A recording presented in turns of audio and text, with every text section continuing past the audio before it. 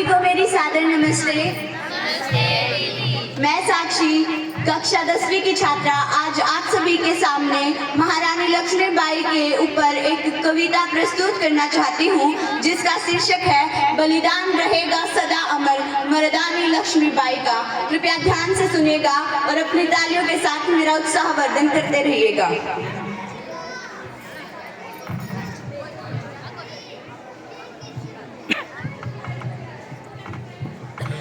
जब निर्जला शुष्क सी धरती पर मानवता जब कुंभलाती है, जब घटाटों पे अंधियारे में स्वातंत्र खड़ी अकुलाती है, जब नागफनी को पारिजात के सदृश बताया जाता है, जब मानव को दानव होने का बोध कराया जाता है, जब मानव को दानव होने का बोध कराया जाता है, जब जब सिंहनाद की जगह श्रृंगालों की आवाजें आती हैं, जब कौओं के आदेशों पर कोयलें बाध्य हो गाती हैं, जब कौओं के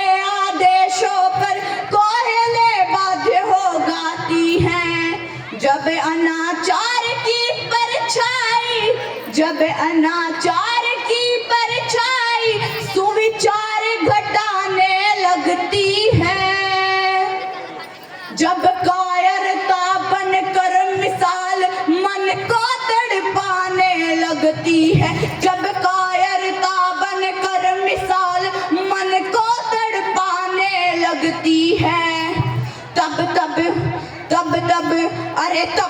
धर्म युद्ध की खातिर शस्त्र उठाना पड़ता है। देवी हो अथवा देव रूप धरती पर आना पड़ता है, धरती पर आना पड़ता है। हर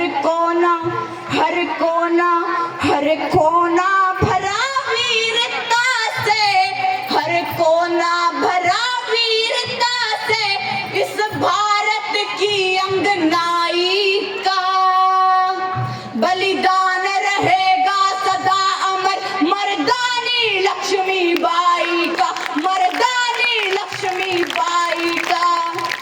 गौरव की सत्ता के आगे जब वीरों के थे झुके भाल, झांसी पर संकट छाया तो जल उठी शौर्य की महाज्वाल, जल उठी शौर्य की महाज्वाल। अबला कहते थे लोग जिसे, अरे अबला कहते थे लोग जिसे जब पहली बार सबल देखा।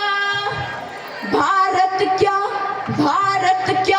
अरे भारत क्या, पूरी दुनिया ने नारी की शक्ति को प्रबल देखा, नारी की शक्ति को प्रबल देखा।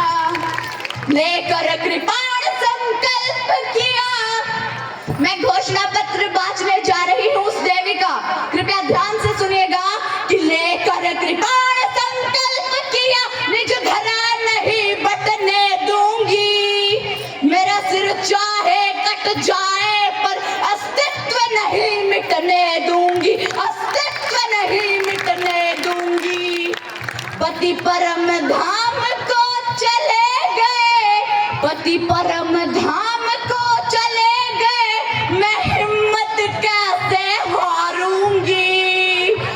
मर जाऊंगी सम्रांगण में या तो गौरों को मारूंगी, या तो गौरों को मारूंगी। त्यागे श्रृंगार अवस्था के, त्यागे श्रृंगार अवस्था के रण के आभूषण धार लिए, जिन हाथों में कंगन खन के उन हाथों में हथियार लिए, जिन हाथों में कंगन खन के उन हाथों में हथियार लिए। शिशु पृष्ठ भाग पर बांध लिया, शिशु पृष्ठ भाग पर बांध लिया, वो लगा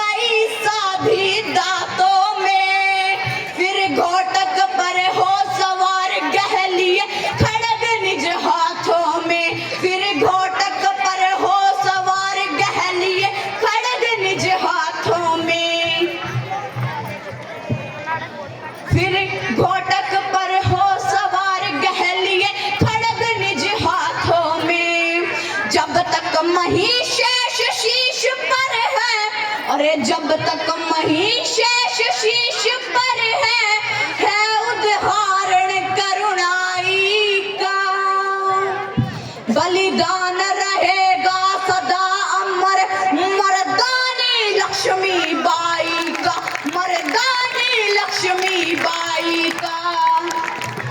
गोरों की सेना के आगे, गोरों की सेना पर रानी दावानल बनकर छाई थी, गोरों की सेना पर रानी दावानल बनकर छाई थी।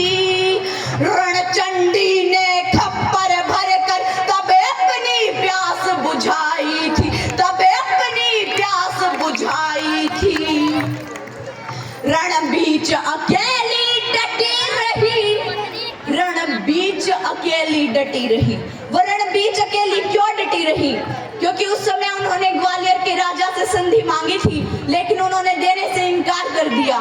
अगर ग्वालियर के राजा उस समय महारानी लक्ष्मीबाई को अपनी सहायता दे देते तो हमारा भारत सन 57 की उस आधी रजनी से पहले ही आजाद हो गया होता। लेकिन हमारे देश में युगों युगों से ये परंपरा चली आ रही है कि हम दुश्मनों से जीत जाते हैं, लेकिन हमारे अपने ही आखिर में हमें धोखा दे जाते हैं। तो सुनिएगा कि रण बीच अकेली डटी रही, रण बीच अकेली डटी रही, साहस के तब पोबारे थे। रण बीच अकेली डटी रही, साहस के तब पोबारे थे। दुश्मन से बाजी जीत गए पर हम अपनों से हारे थे, दुश्मन से बाजी जीत गए पर हम अपनों से हारे थे। त्रेता में बदलालुप होकर भाई को जब मरवाता है, द्वापर में राज हड़पने को जब महायुद्ध हो जाता है, द्वापर में राज हड़पने को जब महायुद्ध हो जाता है। सत्ता को क्षुण रखने का जब, सत्ता को क्षुण रखने का जब लोभ मोह जग जाता है, गद्दारी का कुटिल दाग तब उसके माथे लग जाता है, उसके माथे लग जाता है।